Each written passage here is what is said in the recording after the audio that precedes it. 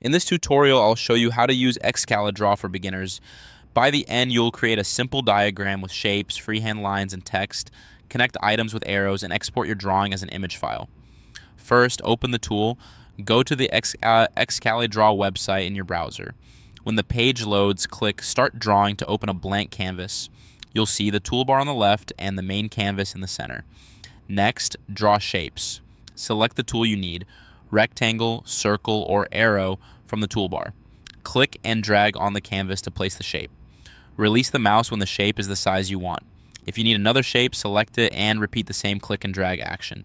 Keep your shape simple at this point so everything stays clear on screen. Now, freehand draw. Select the pencil tool from the toolbar.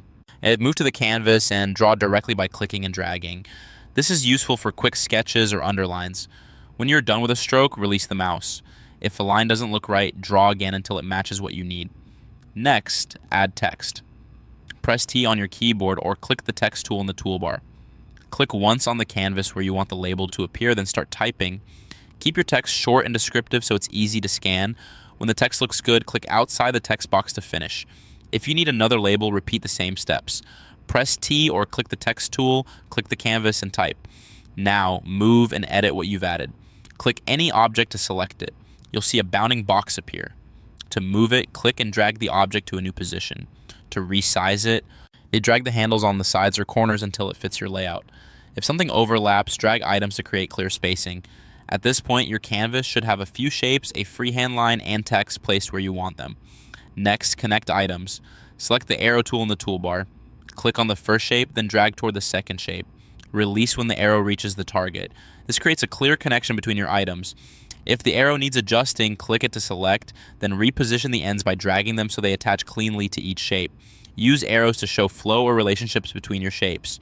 Finally, save or export your work. Click Export. In the export options, choose PNG or SVG.